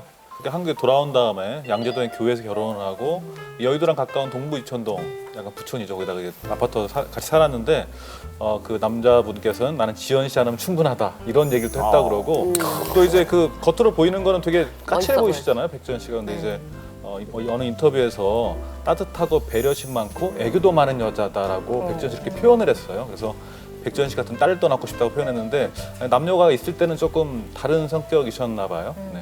좋을 때는 뭐 무슨 얘기를 못해요. 기억이 나요. 그 결혼하고 나서 곧바로 아마 앵커 다시 복귀를 하고 그리고 임신한 상태로도 이제 뉴스를 했는데 사실 저도 그랬거든요. 사실 아나운서들이 거의 얼굴이 아주 너무 많이 부어서 심하게 그렇게 되기 전까지는 바로 뉴스를 진행을 하고 하던 방송 다 진행을 하는데 사실 거의 이렇게 나오잖아요. 그러니까 배만 약간 이렇게 좀 가려지면 충분히 가능하거든요. 백지연 씨도 만사기 때까지 일을 진행을 하셨었죠. 애는 얼마 후에 낳죠? 그러니까 물론 이제 얘도 바로 났죠. 예, 바로 몇 개월, 6개월. 아니야, 1년 뒤에 났죠. 제가 봤어요. 그리고 94년도 그 당시에는 뭐 혼전 임신을 해서 가면은 굉장히 아마 빅 스캔들이었을 거예요. 그렇죠. 혼전 임신은 아니다. 예, 감사한 좋은 정보 네. 감사합니다. 네, 그래서 속전속결로 결혼을 하셨고 또 두 분이 굉장히 인고 부부로 시작을 하셔서 이제 아이도 낳았어요. 아들 낳았는데 결혼 생활이 길진 않았었다죠, 백현주 씨? 길지 않았죠. 3년 정도였는데 98년 12월 19일에 협의 이혼을 해요. 두 사람이 협의 이혼을 하는데 그때 당시 백지연 씨 나이가 35, 전 남편분이 34살. 협의 이혼하기 전부터 뭔가 이렇게 조짐을 느낄 수 있게 해준 소문들이 무성히 있었어요. 그 대표적인 소문들이 그 회사 주차장에서 두 사람이 뭐 다투는 것을 봤다더라 이런 목격담들도 있었고 아무튼 그게 전원에 따르면 그 전 남편 강 씨 집안이 워낙에 그 엘리트 집안처럼 이렇게 딱 짜여진 그런 생활을 하다 보니까 좀 융통성이 부족한 부분 때문에 백지연 씨가 힘들어했다라는 이런 이야기들도 있었으니까요. 백지연 씨가 이제 이혼할 때 밝힌 이유는 이제 일반적으로 쓰는 용어인데 성격 차이 때문에 이혼했다 이렇게 얘기하는데요. 연예인 부부도 이혼할 때 다 이유를 대서 솔직적으로 뭐 어떤 이유 때문에 이혼했는지는 잘 모르겠지만 또 후에 그 백지연 씨가 그 이혼 과정을 이제 인터뷰에서 고백을 하기도 해요. 결혼하고 나서 바로 두 사람의 성격이 좀 맞지 않았다는 걸 뒤늦게 알게 됐다. 그리고 가정생활을 지키려고 굉장히 부단하게 노력을 했지만 쉽지 않았다는 걸 알아달라 이런 얘기를 했었고요. 좀 성급한 결혼이 아니었나라고 후에 이제 얘기를 하는 거 보니까 결혼 과정에 그 뜨거웠던 열정이 쭉 이어지지 못한 게 이혼의 원인이 된 게 아닌가 생각이 됩니다. 이혼했을 때도 백지연 씨는 위자료를 뭐 거의 한 푼도 못 받았다고 해요. 그 남자분이 상당히 이제 재력이 있으면 재산 분할만 해도 40에서 50%까지 받을 수도 있었을 텐데 위자료도 재산 분할 한 푼도 못 받고 오로지 자녀에 대한 양육권만 주장을 해가지고 자녀는 이제 백지연 씨가 키우는 걸로 그렇게 합의를 그때 했다고 아들이었었죠. 네, 백지연 씨의 이혼도 충격이었는데요. 아, 이게 더 중요한 얘기. 그러니까 강모 씨 그 남편의 과의 그 96년도 10월에 난 아이가 이 강모 씨의 아이가 아니다라는 루머가 나오기 시작한 거예요. 그래서 이제 친자 소송이 이제 들어가는데 여기서 이제 전 국민들이 모두 관심을 갖게 되죠. 이 아이의 아버지가 과연 누구였을까? 네, 1999년 7월 10일 그 미주통일신문 배부전 씨가 인터넷에 백지연 씨의 아들은 전 남편의 아들이 아니다라는 글을 인터넷에 올려요. 인터넷에 올렸는데 거기서 끝나는 게 아니라 이 기사를 또다시 모 일간지가 받아 쓰면서 문제가 커지죠. 그래서 백지연 씨가 나는 더 이상 참을 수는 없다. 그래서 이 글이 올라온 지 6일 만에 이 배부전 씨를 명예훼손죄로 고소를 하고 결국 배부전 씨가 구속을 당하는 그런 사태까지 가게 됐죠. 백지연 씨가 이제 강력하게 대응을 했죠. 변호사를 선임을 해서 이제 명예훼손으로 고소를 했는데 그 당시만 해도 뭐 그 전까지만 해도 이 명예훼손 사건은 대부분 가벼운 벌금형으로 끝나는 게 대부분이었어요. 그렇죠. 네. 근데 이제 이 거의 최초로 우리 법원에서는 이 배 씨에게 실형 1년, 징역 1년을 선고한 거예요. 그러니까 엄청난 큰 사건이었죠. 또 이게 뭐 사실이냐 아니냐, 진실이냐 아니냐 또 이제 언론사에 했기 때문에 또 공공의 이익으로 인해서 면책이 되는 거 아니냐 여러 가지 쟁점이 있었고 또 백지연 씨가 워낙 공적인 인물이었잖아요. 공인이었기 때문에 이 실은 사람 입장에서는 설사 이게 뭐 사실이 아니라 하더라도 내가 이제 공인에 대한 사생활이기 때문에 면책이 된다고 주장했지만 우리 법원에서는 아무리 백지연 씨 같은 그런 공통적인 인물이라 하더라도 보호할 만한 사생활이 있다. 그렇게 그렇죠. 사생활을 노골적으로 그것도 사실인지 진실인지 거짓인지 확인도 안 하고 올린 것은 명예훼손죄의 그 죄책이 있다. 이렇게 이제 선고를 내린 정확히 판사의 판례문을 보면 공인이 아니다라고 나왔어요. 공인이 그죠? 아니다. 예. 이게 사실이든 아니든 관계없이 무조건 구속이다. 그렇죠. 이렇게 나온 얘기거든요. 근데 많은 분들이 이제 연예인이라든지 방송인 같은 경우에는 공인 아니면 공적인 인물이기 때문에 뭐 마음대로 올려도 좋다 이렇게 생각하지만 사실 엄밀히 법적으로 말하면 공인이라는 것은 정치인이에요. 그렇죠. 정치인은 나라의 녹을 먹지 철저하게 검증을 해야 되잖아요. 하지만 방송인이라든지 연예인 같은 경우에는 아무리 그 공적으로 유명인이죠, 그냥. 활동하더라도 그렇죠. 사생활을 네. 보호해야 되는 거죠. 그 최초의 이 유포를 한 배부전 씨는 어떤 근거로 이런 확신을 하고 그러니까. 기사를 썼을까요, 고기대 기자님? 근데 좀 뜬금없긴 한데요. 배부전 씨가 그 소송 과정에서 그거를 이제 인터넷에 올린 배경에 대해서 이야기하는데 버스를 타고 가다가 우연히 만난 병원 관계자한테 백지연 씨가 낳은 아들이 강 씨 아들이 아니다라는 얘기를 듣고 이런저런 이야기를 자기가 취재를 해본 결과 이게 사실이라는 거를 그 소문이 사실이라는 걸 확신하게 됐고 그래서 인터넷에 그 글을 올리게 됐다 이렇게 주장을 하고 있고요. 또 법원 과정에서 그걸 어디서 들었는지 정확히 또 욕을 했을 거 아니에요. 그래서 근데 자기한테 얘기했던 그 병원 관계자라든지 또 주변 취재했던 인물들이 사회 지도층이기 때문에 이름을 밝힐 수가 없다. 나는 그 공인인 백지연 씨의 행적이 의심스러웠고 그 때문에 그 사실을 밝히기 위해서 인터넷에 글을 올렸다 이렇게 주장을 했습니다. 배부전 씨가 사실 저기 짝사랑한 거 아니에요? 굉장히 뜬금없이 올린 것 같아요. 아니 사실은 아까 이 말씀하셨듯이 얘기를 들어보면 그냥 감으로 자기가 그러니까. 사실이라고 확인했다는 거 아니에요? 백현주 씨도 그런데- 얘기 들으셨죠, 이런 얘기 그 당시. 그때 안 들은 사람이 거의 없었을 거예요. 근데 이제 이런 루머에 또 힘이 실렸던 건 뭐냐면 양육권이 맞아요. 백지연 씨에게 갔던 거예요. 그러면서 아니 그 집이 어떤 집안이고 그렇게 대단한 그런 장손을 돈도 많은데. 그렇게 두말 않고 줬다는 거는 뭐 이런 얘기도 들었다라면서 또 거기다 새끼를 쳐서 루머가 하나가 더 있었던 게 뭐냐면 그 남편 전 남편 강 씨가 어렸을 때 볼거리라고 하잖아요. 그걸 앓고 나면 남자는 불임이 되는데 그 불임이 됐던 사실을 시어머니 얘기를 안 하고 있다가 임신을 했다 그러니까 출산할 때까지 기다렸다가 뭐 출산하고서 이걸 얘기해 줘야 되겠다 하면서 그게 뭐 사건이 일어난 거다. 이런 것까지 소문의 꼬리를 계속 물어갔었죠. 아니 볼거리를 알아서 제 불임이 친구 중에 된다는 볼거리 그거는 알았던 또 어디서나 아는 친구 있는데 잘 만났고 사실. 그런 식의 소문들이 소문이요. 소문이니까. 그런 식의 소문들이 정말 백지연 씨를 올가매는 상황이 됐던 거예요. 꼼짝달싹 못 하도록. 어쨌든 이런 루머들이 예전에는 뭐 카더라 통신처럼 많았어요. 사실 확인하지 많았어요. 않고. 그럼에도 불구하고 소문의 당사자들이 그냥 이미지를 생각해서 소송하지 않고 넘어갔던 건 소송하는 것 시끄럽게 자체가 그렇죠. 이미지 타격을 준다라는 것들이 있었어요. 그렇죠? 근데 사람들이요 좀 그런 게 있는 것 같아요. 잘 나가는 사람들을 막 이렇게 찬사를 보내면서도 그 사람한테 뭔가 흠집 내기가 보이면 정말 기다렸다는 듯이 달려드는 것 같아요. 예, 근데 그래서 그때 모습이 백지연 씨 모습은 백지연 아나운서답다라는 생각이 좀 들었어요. 그때 정말 그야말로 정면 돌파. 이걸 어떤 그 법적으로 해결하고 그것을 내가 떳떳하게 당당하게 나가는 길만이 내가 이 모든 것으로부터 다 벗어나고 차단하고 이걸 내 다 결백을 주장하는 길이다라고 생각을 했을 거고 그런 모습이 비춰진 건 사실이었던 것 같거든요. 삶이 코미디 같은 소문이었는데 그 소문이 이렇게까지 사회적으로 확대되고 물론 일부 언론이 문제를 일으켰죠. 하여튼 문제는요. 네. 그 친부인 강 씨가 유전자 감식에 적극적이지 않았어요. 맞아요. 나 이게 왜 적극적이지 않았을까요? 아니 남편이 사실은 어느 정도 알고 있기 때문에 이 친자라고 하는 걸 알고 있기 때문에 당연히 알고 있기 때문에 무시했던 거죠. 근데 그게 바로 응해주지 않고 시간을 계속 그 시간이 가면 갈수록 백지연 씨는 괴로운 거거든요. 자세한 더 걸 소문이 얘기해 많이 나고 사실 이 사건은 아주 간단하게 끝날 수도 있었던 사건이에요. 강 씨가 나와서 이 아이가 내 아이가 맞다고 했으면은 이 소문도 싹 없어지고 사실 재판을 할 필요도 없거든요. 근데 강 씨가 계속해서 침묵을 지키니까 소문이 또 계속해서 써봐라. 전 남편이 아무 말도 안 하는 거 보니까 정말 전 남편의 아이가 아닌가 이렇게 소문도 그래서 나고 더 재판 과정에서도 계속 증인으로 법원에서 불렀습니다. 강 씨가 나와서 증언도 하고 또 간단하게 이제 유전자 검사하면 되잖아요. 근데 저 6차까지 출석을 안 하니까 이제 백 씨 측에서 뭐라고 했느냐? 그 전 남편한테 그러면 당신에게 친권 상실을 시키겠다. 친권 상실 소송을 하겠다고 하니까 그제서야 이제 나온 거예요. 그래서 나와가지고 이제 체혈을 한 다음에 검사를 해보니까 전 남편의 아이가 맞다 이렇게 나온 거죠.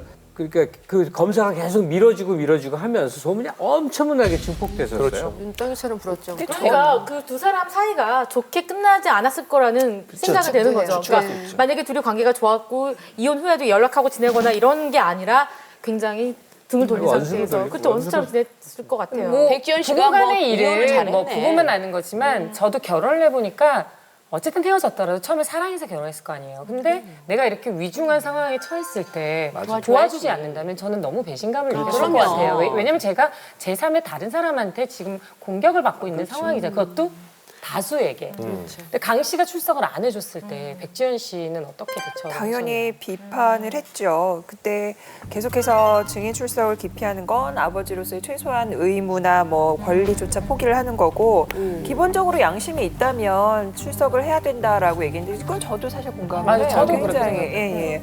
그리고 이제까지 보여준 행동은 아버지로서의 자격이 없다는 것을 보여주는 것과 마찬가지니까 이제는 이제 스스로 행동과 말에 책임을 져야 되지 않냐 이런 식으로 비판을 했는데 저도 좀 이거는 이해가 안 가는 게 정말 내 아이가 아닌 것 같아서 의심을 했다면 내가 궁금해서라도 진짜 가서 빨리 그 친자인지 아닌지 확인할 것 같은데. 하여튼 뭐 이번에 사건이 아주 희대의 사건이에요. 누구도 뭐 전부 다 잃었어요, 그죠? 예, 그리고 이제 그 언론 쪽에는 또 하나 그 의미를 남긴 사건이라고 할 수 있겠는데요. 맨 먼저 이제 그 미주 통일신문에 이제 배부전 씨가 올린 PC통신의 글을 스포츠 신문에서 인용 보도를 하게 됩니다. 그래서 인용 보도를 할 경우 그것을 과연 어디까지 처벌할 수 있느냐 이런 판례도 남게 되는데 인용 보도를 한 것만으로도 그 처벌을 받는다. 본인이 몸담으셨던 곳이었죠? 최초 보도한 데가. 아, 예. 그럼 이인철 변호사님께서 사실 이 사건이야말로 득본 사람은 없고 실망 가득한 상처만 남은 사건인데 좀 법적으로 정리를 한번 쭉 해주시죠. 사실 재판 과정에서는 강 씨에게 이제 강제 체열까지 요구가 됐어요. 근데 이제 사람이기 때문에 사람을 억지로 끌어다가 강제 체열할 수는 없잖아요. 그래서 왜냐하면 인권 침해 문제가 되기 때문에 그거는 받아들여지지 않았고 이제 검찰에서도 강력히 요구했지만 안 됐고 결국에는 이제 강 씨가 계속 출석을 하지 않았기 때문에 과태료 50만 원 처분만 받았습니다. 참 너무 싸다. 그렇게 괴롭히고 50만 원. 근데 사실 이 사건 같은 경우에는 이 백 씨랑 강 씨의 혼인 기간 중에 아이가 태어난 거잖아요. 혼인 기간 중에 아이가 태어나면 이 부부의 자로 강력하게 추정이 됩니다. 누가 그걸 깨려면 그 사람이 입증을 해야 돼요. 그래서 강 씨가 내 아이가 맞다 이렇게 얘기를 했으면 아주 간단하게 끝날 수 있었던 그런 사건이었습니다. 자, 이렇게 첫 번째 결혼이 상처만 남기지 끝이 났어요. 근데 이혼 후에 생각보다 좀 짧은 기간이었어요. 3년이 채 안 된 타이밍에 재혼을 다시 하셨거든요. 그 백지연 씨가 2000년 말에 이 지인의 소개로 만났는데 재밌어요. 그 지인이 백지연 씨한테 너 언제까지 좀 혼자 살 거니? 한번 남자를 만나보지 않을래? 근데 중요한 거는 너가 그 남자한테 치일 수 있어 이렇게 얘기한 거예요. 그러니까 백지연 씨가 그래? 어떤 남자인데 내가 그 남자한테 치일 수 있는지 한번 만나보자. 그래서 이 송경순 씨를 만나게 됐죠. 근데 이분이 굉장히 화려한 스펙을 자랑하십니다. 이 서울대학교 국제경제학과를 졸업하시고 경제기획원에서 또 근무하시고 또 세계은행 부총재 자문관이신데 이 이명박 전 대통령하고도 굉장히 가까운 정재계 화려한 인맥도 갖고 계십니다. 근데 제가 통으로 취재를 했었는데 이 매너, 목소리, 단어 이런 톤이라는 게 있잖아요. 그 사람에게 느껴지는 것들이 정말 대단한 매력을 저는 느꼈어요. 그분은 초혼이시고요. 재혼이셨습니다. 예, 재혼이셨습니다. 예. 저는 그 두 부부를 그때 한번 음악회 때 한번 본 적이 있어요. 제 앞에 이렇게 입장을 하는데 사실 백지연 씨가 키가 크잖아요. 근데 백지연 씨보다 더 큰 남자가 이렇게 등을 이렇게 만지면서 이렇게 에스코트를 하고 이렇게 입장을 시키는 건데 저 뒤에서 정말 부러웠어요. 진짜 너무 멋있는 거예요. 근데 그때 처음으로 백지연 선배가 작아 보일 수도 있구나라는 느낌을 그때 받았던 것 같아요. 식당 앞에 둘이 서 있는 걸 우연히 본 적이 있는데 둘 다 또 선글라스를 꼈어요. 이건 완전히 영화의 한 장면이지 생활하는 부부 같지가 않더라고요. 그때 송 씨의 직장이 미국이었어요. 그래서 이제 두 사람이 데이트할 때는 이메일이나 전화로 주로 데이트를 했었는데 두 사람이 가깝게 서로 이제 뭐 사랑까지 이게 사랑이다 싶었던 계기가 있었는데요. 2001년 9.11 테러 때 이제 백지연 씨가 여느 때와 다름없이 이메일로 이제 소식을 전하고 있었는데 지인으로부터 갑자기 전화가 와서 앵커시니까 이제 9.11 테러가 일어났다 이런 얘기를 들었는데 바로 이제 미국에 전화를 했나 봐요. 근데 이제 그때 그 송 씨가 머물던 곳이 워싱턴 DC 쪽이라서 이쪽까지 약간 거리는 있지만 혹여나 마음에 전화를 했는데 또 그때 뭐 기억은 다 나시겠습니다만 전화가 전혀 미국에 안 됐습니다. 맞아요. 1시간 가까이 통화가 안 돼가지고 어렵다가 통화가 됐는데 이제 안전하다는 걸 알게 되고 이제 백지연 씨가 그때 이제 이게 어찌 보면 사랑인가라고 생각을 해서 그때부터 이제 저는 그 두 사람이 급격히 가까워지게 되고 그다음에 사랑까지 이르게 됐다 이런 얘기가 있습니다. 그때 당시 2001년 12월 24일 크리스마스 이브에 결혼을 했잖아요. 두 사람은 뜻밖의 그 굉장히 또 오붓한 결혼식을 해요. 미국 LA에 있는 그 한적한 교회에서 결혼식을 하는데 백지연 씨가 이미 언론에 많이 지었잖아요. 그러다 보니까 정말 가족들, 뭐 친지만 모셔놓고 하겠다라고 하면서도 남편에게도 결혼식 장소가 어디라고 얘기를 안 했다는 일화가 있어요. 전날까지도. 남편에게도요? 또 일가 친척분들에게도 LA 공항에 내려서 오면 된다. 그래서 일단 공항에 오라고 이렇게만 얘기를 했다는 거죠. 두 분 다 그 이혼의 아픔이 있기 때문에 이 두 번의 실패는 없다라는 좀 서로의 그 결심도 강했던 것 같고 또 하나는 좀 조심하고자 하는 마음도 컸던 것 같은데 당시 이제 인터뷰했던 얘기들을 보면 백지연 아나운서는 그 당시 남편이었던 송 씨에 대해서 굉장히 좀 자신은 모든 걸 포용할 수 있는 남자다. 그리고 또 굉장히 합리적인 남자다 이렇게 얘기를 했었고 반대로 그 이제 송 씨는 백지연 아나운서에 대해서 굉장히 지적이고 성숙한 여성이다 이렇게 얘기를 했었는데 그만큼 서로를 이렇게 신뢰하고 믿는 마음이 있었으니까 결혼이 가능했겠죠. 그 당시 기억나는 게 막 취재진 재원 발표를 하고 막 이 여러 기자분들이 백지연 씨가 생방송 프로그램 찾아가서 끝나고 나오시는데 그분 어떤 분이십니까? 어떠십니까? 한 말씀 해주십시오. 소감이 막 이렇게 질문 쏟아지니까 문을 닫고 대기실 들어가면 딱 한마디 해서 저 그분 존경해요. 하고 문을 딱 닫고 제가 그 기억하거든요. 그러니까 여자가 이제 존경해요라는 말에 너무 많은 뜻이 들어있는 거죠. 많은 게 들어있죠. 그래서 이제 다들 이번에는 좀 정말 오래가겠구나. 임자를 만나셨구나 생각했는데 생각보다 오래까지는 않았어요, 김동희. 네, 그래서 그 이야기한 대로 이제 그 2007년도에 그 두 사람이 이제 그 결혼 생활을 종지부를 찍습니다. 근데 이혼하기까지 좀 시간이 그 법적으로는 오래 걸려요. 또 그래서 법적이요? 2009년도에 이제 미국에서 그 모든 그 법적인 부부 관계가 이제 정리가 됐다고 하는데 백지연 씨는 한 방송에서 그 자신의 이제 결혼 생활에 대해서 두 번의 실패에 대해서 사랑만큼은 F학점이었던 것 같다라고 얘기를 했었죠. 어떻게 보면 뭐든지 다 혼자서 잘 해낼 것 같은 백지연 씨에게 사랑이 그렇게 어렵던가요? 그 세상에는 노력을 해서 되는 게 있고 노력을 해서 안 되는 게 있는 것 같고요. 사랑은 제 전공이 아니라고 전 생각을 해요. 네, 사랑은 F학점. 사랑은 F학점인 것 같아요. 사랑을 보는 눈. 그러니까 이성을 보는 눈이 좀 F학점이 아닐까. 이렇게 두 번의 결혼 생활이 실패로 끝났어요. 그렇게 되면 더더욱 백지연 씨의 버팀목은 이제 아들이겠죠. 그래서 그런지 워커홀릭인 면도 있지만 아들 바보라고 소문이 날 정도로 아들 사랑이 굉장히 지극하다고 하시더라고요. 네, 뭐 그렇게 바쁘신데도 불구하고 집에 가면 손수, 주스도 만들고 이유식도 만들어서 직접 해먹이고 그리고 아무리 바빠도 공원 같은 데 가서 꼭 아이들하고 1시간씩 놀아주는 그런 열혈 엄마, 따뜻한 엄마였다고 합니다.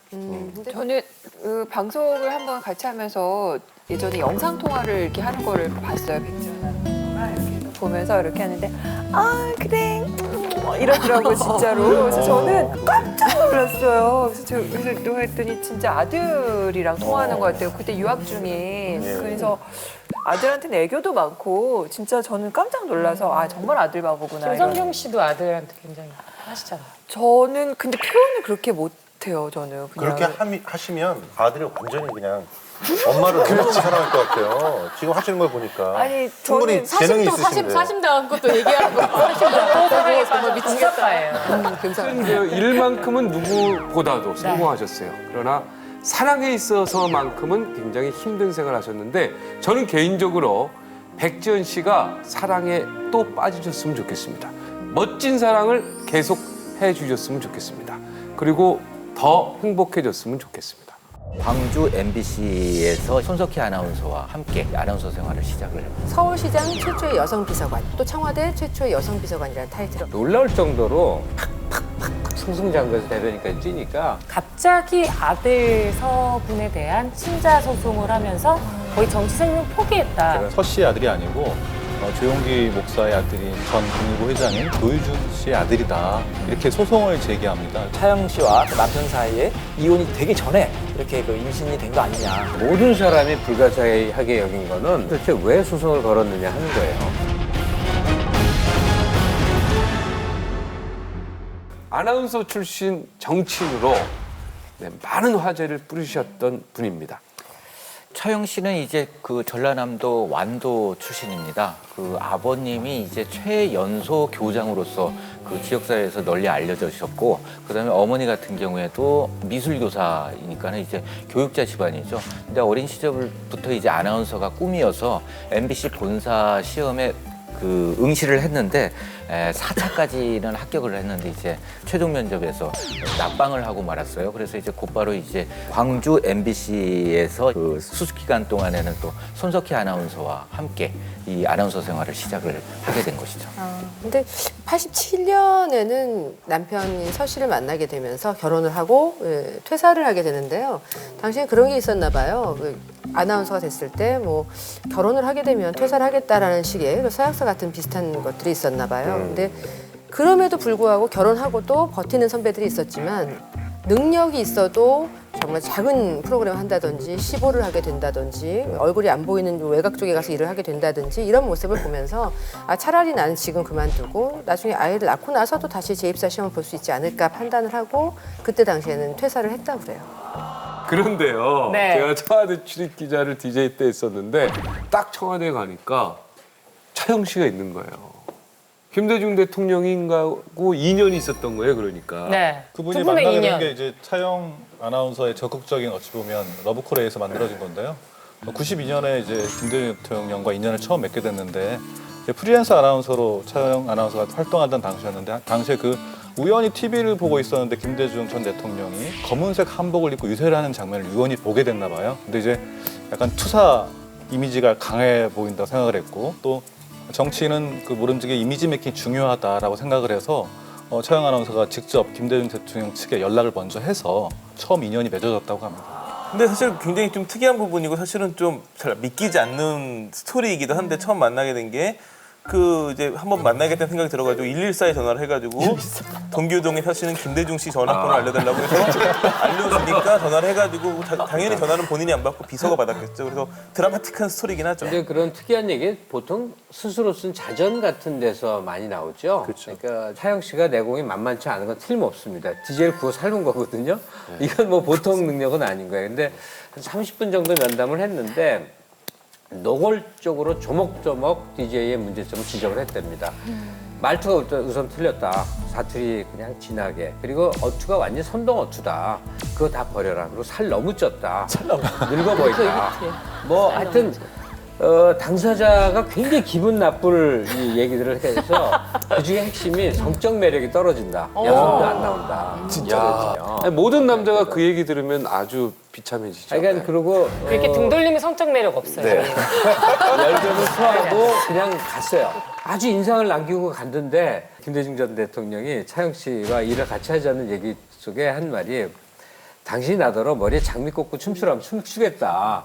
근데 사투리만은 죽어도 못 고치겠다. 사투리. 그리고 당신이 나한테 해준 얘기가 옳은 얘기인지는 알겠는데 기분은 되게 나쁘더라.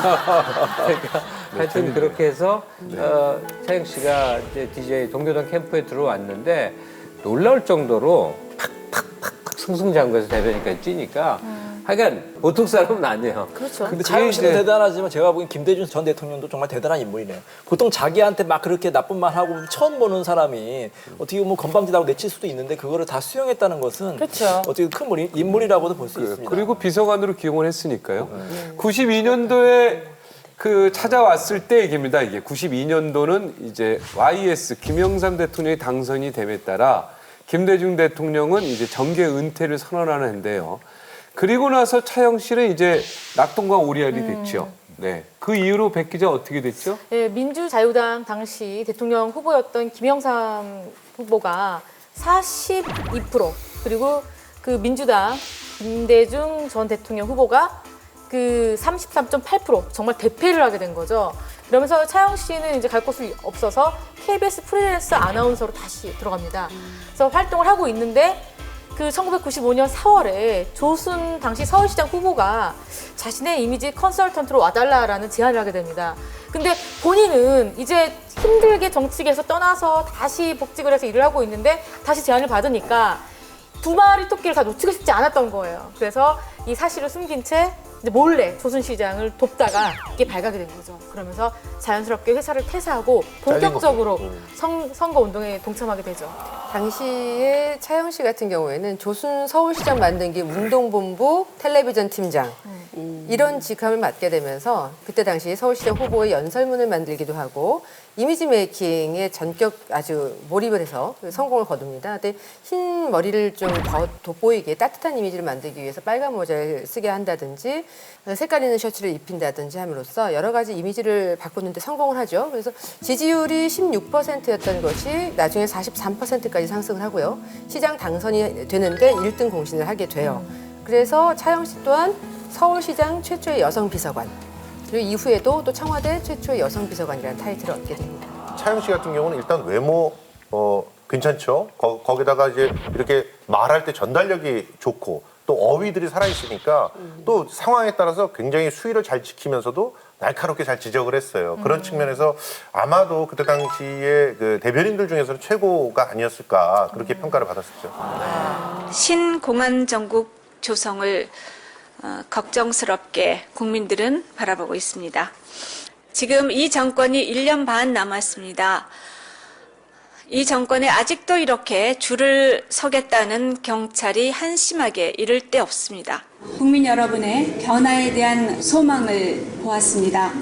절망을 무시하면서 희망을 선택한 여러분을 보면서 힘을 얻었습니다.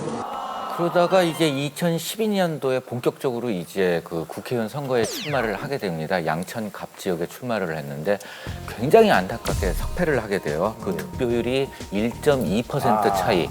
그 다음에 표수로는 1,412표. 그러니까 양천구 지역이 꽤 큰 편인데 굉장히 아까운 표수로 그 낙선을 하고. 그때 제가 시사 프로 진행하느라고 이제 자세히 내용을 하는데 거기는 그냥 차영이 다 된다고 생각을 했었고요. 거의 그랬었어요. 개표 과정에서도 계속 앞서갔어요. 예. 마지막에 뒤집어졌는데 그때 진짜 손에서 땀을 쥐는 접전이었어요. 드라마틱했죠. 어쨌든 이때까지는 차영 씨는 차근차근 본인의 입지를 다지면서 앞으로 행보가 기대가 큰 정치인이라고 할 수 있었는데 갑자기 아들 서분에 대한 친자 소송을 하면서 거의 정치 생명 포기했다라고 할 정도로 센세이션한 사건을 일으키죠. 충격이죠. 이게 어떻게 된 사건인가요? 네, 참 쇼킹한 뉴스였는데요. 네. 그 이제 차영 씨한테는 두 딸하고 아들이 하나 있었는데 2013년 7월에 소송을 제기하는데 이제 당시 아마 아들이 11살인가 그랬을 거예요. 근데 그 아들이 호적상 서 씨의 아들이 아니고 조용기 목사의 아들인 전 국민일보 회장인 조유준 씨의 아들이다. 이렇게 소송을 제기합니다. 그래서 친자 확인 소송과 함께 위자료로 1억 원, 그리고 과거에 지급하지 않았던 양육비 명목도 1억 원, 그리고 앞으로 매달 700만 원씩 내달라는 거를 이제 소송을 제기하면서 이게 갑자기 큰 이슈가 되고 화제가 됐었습니다. 근데 양육비 700만 원이면 상당히 좀 액수를 세게 부른 거죠. 일반적으로 지금 그 가정법원의 양육비 산정 기준표를 보면 최대 금액이 220만 원이거든요. 근데 매월 700만 원씩 이렇게 청구했다는 것은 상당히 이제 세게 청구한 거고, 그 도합 뭐 양육비, 과거 양육비 또 위자료 해가지고 9억 5천만 원을 청구한 거잖아요. 그러니까 어떻게 보면은 상당히 좀 실무에서는 센 금액을 청구한 거다 이렇게 보시면 됩니다. 그럼 이번 사건에서 핵심이 되는 그 조희준 씨는 어떤 사람인가요? 워낙 그 화제 인물이시기 때문에 그 조용기 목사의 그쵸? 아들이고요. 그 조윤 씨가 그 국민일보 회장까지 지내신 분인데 88년에 입사한 다음에 뭐 상무이사 그리고 해외 사업부 부사장을 거쳐서 97년에 사장 그리고 98년에 회장의 자리까지 이제 이르게 되는데 이렇게 사업가로 이렇게 잘 나가시던 분이기도 하지만 또 여성 편력으로 또 화제가 또 많이 됐었어요. 그래서 이분 얘기할 때 그 세 번의 결혼, 세 번의 이혼이 또 빠지지 않고 등장하는데 86년에 탤런트 나종미 씨랑 결혼을 했다가 그렇죠. 딸을 낳고 또 이혼할 때는 또 법정 소송까지 벌이면서 또 한번 화제가 됐었고요. 또 92년엔 또 일본인 유리코 씨라는 분하고 결혼했다가 약 2년 7개월 정도 사시다가 또 이혼하셨어요. 거기서 멈추나했더니 또 2000년에는 자회사의 그 직원이었는데 또 한참 연하예요. 또 그 여성분과 결혼했다가 또 이혼을 했는데 또 그 이후에 또 뭐 탤런트 뭐 오모 씨, 강모 씨 등등 뭐 이렇게 여러 가지 연분살에 또 휩싸였는데 그때마다 또 조용기 아버지 조용기 목사가 그 거부를 해서 결혼 못했다 이런 얘기가 나왔습니다. 그 양측 주장하는 시기가 논란이 되는 이유가 따로 있나요? 그러니까 주장이 다른 건데 불륜이냐 아니냐 그것 때문에 그런 거예요. 그렇죠. 그러니까 차영 씨 주장을 그대로 옮기자면 그 문제가 시기에 오간 99년도에 조희준 씨가 싱글 상태였대요. 법적으로 자유로운 거였대요. 그런데 법적으로 차영 씨는 결혼 상태였거든요. 그러니까 그때 만났다고 해지면 어떻게 돼요? 차영 씨가 불륜이 되고 조희준 씨는 면책이 될 수가 있잖아요. 원래 솔로로 있었으니까. 그래서 덮어 씌우는 것이다라고 지금 시점에 대한 것이 논란이 되는 거죠. 네. 차영 씨 부부가 이제 이혼한 게 2003년 1월이거든요. 근데 차영 씨가 이제 그 조희준 씨와의 그 사이에서 아이를 출산한 게 8월이니까 2003년 8월이니까 이 시기가 너무 짧잖아요. 그렇기 때문에 결국에는 이 두 사람이 아이를 임신시킨 게 전 차영 씨와 그 남편 사이에 이혼이 되기 전에 이렇게 그 임신이 된 거 아니냐. 그래서 문제가 되는 거고요. 조희준 씨 같은 경우는 1999년에 자기가 이제 싱글인 상태에서 만났다고 하는 거니까 자기는 아무래도 그 당시에는 자기 자신은 싱글이었다 이렇게 주장을 하는 거죠. 하여튼 이 진짜 확인 소송인지 네 이걸로 인하여 이제 화제가 됩니다. 이 차영 씨가 굉장히 화제가 되는데 단순히 이걸 치정 사건으로는 볼 수 없는 거죠. 그렇죠. 일단 양측의 주장이 너무 첨예하게 좀 갈린 상황이고 지금까지도 한치 양보가 없이 각자 주장을 팽팽하게 하고 있단 말이죠. 그렇죠? 네. 특히나 이제 이 논란이 되는 부분이 조희준 씨가 먼저 이혼을 종용했다라는 부분이죠. 그래서 뭐 심지어 비싼 시계를 선물하기도 했었고 또 하와이를 건너가서 뭐 아이들하고 살고 있을 때 한 1만 달러 정도, 우리나라 돈으로 한 1,200만 원 정도 되는데 그 정도를 매달 보내주기도 했었고 그런데 2004년 이후에 갑자기 조희준 씨하고 연락이 안 닿았다. 이렇게 주장을 하고 있는 거죠. 그럼 여기에 대해서 조희준 씨 입장은 어떤가요? 이 조희준 씨 같은 경우 업무적인 관계였다 차영 씨와 그리고 또 이제 그 인정한 부분은 있습니다. 그 관계는 맺었다. 하지만 이제 그 차영 씨가 두 자녀를 키우고 있었기 때문에 뭐 동거를 한다거나 청혼을 할 입장은 아니었다. 이렇게 그 주장을 하고 있습니다. 조희준 전 회장 측에서는 여전히 그 서군과의 관계 자체를 부정하고 있고요. 심지어는 최근엔 또 이런 주장도 했죠. 그 차영 씨가 친엄마가 아닐 수도 있다. 뭐 이런 주장까지도 하기도 했고 차영 씨는 거기에 굴하지 않고 그 아이의 성을 서 씨에서 조 씨로 개명한 상태라고 합니다. 그렇죠? 네, 근데 이제 두 번째 논란이 있습니다. 두 번째 논란은 또 어떤 겁니까? 바로 차영과 조희준 두 사람의 만남의 시기에 관련된 것인데요. 이제 조희준 씨는 1999년 한 모터 레이싱 대회에서 차영 씨를 만났다고 주장하고 있는데 그 당시에 수차례 관계를 가졌다 이렇게 주장하고 있을 뿐입니다. 반면 이제 차영 씨는 2001년도에 만났다고 하는데 이제 그 만난 장소도 대통령 초청 만찬이었고 그 자리에서 조희준 씨가 뭔가 좀 좋은 자리를 부탁해가지고 뭐 언론 관련된 사람을 이제 소개해주기도 하고 이렇게 업무적으로 만났고 두 사람의 관계가 이제 뜨거웠게 변한 거는 2002년도인데 2002년도 이제 그 2월 달에 조희준 씨가 집행유예로 풀려난 일이 있는데 그 다음에 이제 그 연말에 피식을 해주면서 청혼을 했다. 그래서 2003년 1월부터 가까운 관계가 됐다라고 차영 씨는 주장하고 있습니다. 그 차영 씨는 이에 대해서 이제 좀 구체적인 그 내용을 밝힙니다. 그 시계를 선물 받던 때는 두 사람이 사귀던 시기가 아니었다라고 하면서 조 씨가 이제 그 다른 여자 탤런트와의 스캔들을 무마하기 위해서 이 그 차원에서 이제 나에게 그 프로포즈 차원에서 전달을 했다 이렇게 확인을 하고 있습니다. 이 사안이 불거졌을 때 모든 사람이 불가사의하게 여긴 거는 차영 대변인이 도대체 왜 소송을 걸었느냐 하는 거예요. 왜냐하면 그게 알려짐으로 해서 받을 상처가 너무 크거든요. 정치인의 미래도 없을 것이고 그 아이가 아버지 집안이 소위 말하는 이제 부유한 쪽이니까 글로 입적시키려고 한 거 아니냐. 이것이 한 추정이고. 아이를 위해서 그렇게 했다 이건 이해가 되죠. 최대한 선의로 해석하는 거야. 최대한 선의로. 아빠를 찾아주는. 근데 또 그렇게 또 따지면 저는 또 서군이 걱정이 많이 돼요. 그렇죠. 왜냐면 이렇게 너무 논란의 주인공이 되나 싶어요. 사 전 대변인은 지난해 9월 서 씨를 설득해 친아들이 아님을 확인받는 소송을 제기하도록 했습니다. 그리고 최근 병원 측에서 서 씨와 A군 사이에 혈연 관계가 없다는 결과를 법원에 회신한 것으로 알려졌습니다. 아이에게 아빠의 사랑을 돌려주는 것이다 라는 결론을 내렸고 그래서 이 일을 시작을 한 거죠. 네. 네네. 예. 아이에게 자기의 정체성을 찾아주는 것 그게 제가 갖고 있는 마지막 제가 해야 될 일이 아닌가라고 제가 생각을 한 거죠. 자, 오늘은 대중들의 관심과 사랑만큼이나 말도 많고 탈도 많았던 아나운서들의 파란만장한 대찬 인생을 이야기해봤습니다. 신은 인간에게 감당할 수 있을 만큼의 고통을 주신다고 하죠. 사랑이든 남자든 뭐 사람한테든 받은 상처 있으셨겠지만 이걸 잘 극복해내시고 지금처럼 자신의 자리에서 계속 빛나게 활동을 해주셔서 대한민국 여성들의 멘토로 또 대한민국을 뒤이는 아나운서 출신의 대찬 여성들로 계속 멋진 모습 보여주셨으면 좋겠습니다.